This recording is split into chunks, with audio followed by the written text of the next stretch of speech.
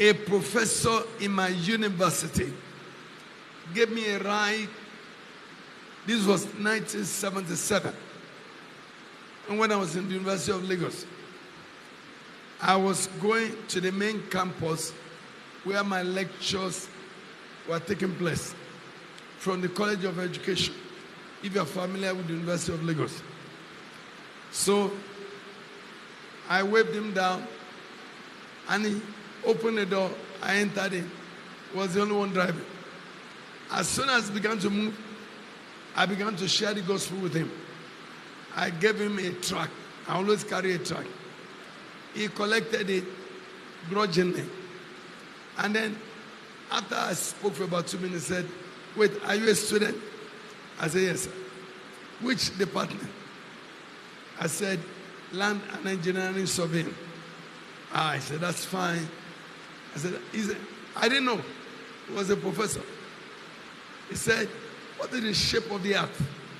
Esu. Esu, what's the shape of the earth? I said, "The shape of the earth is elliptical." That week, that was what we were taught in my survey class. And I gave him the formula. He said, all right. He said, "USU, when you talk about heaven, your heaven, you point up. And you told me the earth is round." I said, "Sure, sir." He said, "On the other side of the globe, they are all pointing upward, is on the opposite direction to your own pointing."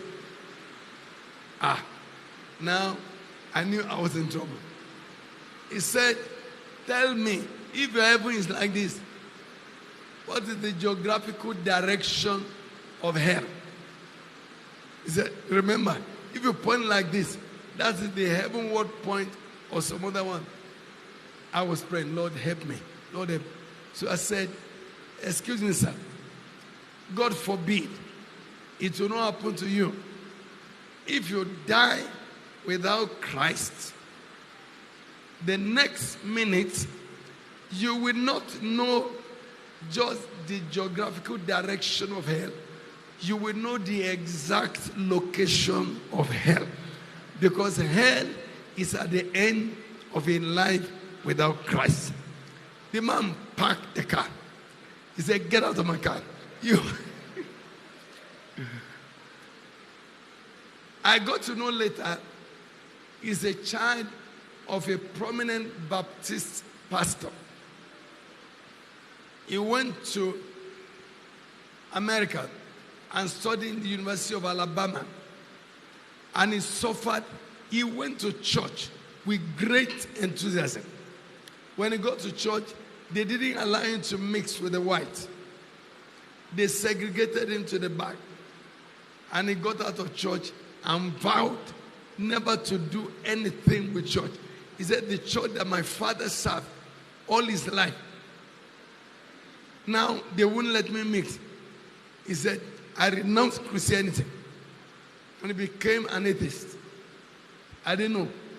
I was preaching to him that at the end of a life without Christ is the exact location of hell. Later on, a few years ago, 2 years ago, he died. But he didn't die as an unbeliever. I was preaching for Pastor Yadeboye at the redemption camp. He saw me on the giant screen and he found a way to locate me. He said, "Bishop, can you recognize me?" I said, "I know you very well. You are Professor so-and-so." He's a professor of sociology. He now recounted the experience of 1977. He said, what I said troubled him every single day, that hell is at the end of a life without Christ, until he gave his life to Christ. He said, "I'm now an assistant pastor in Redeemed Christian Church of God." So I hugged him. The Lord delivered his soul, so he will not be a loss. The greatest loss is the loss of any soul.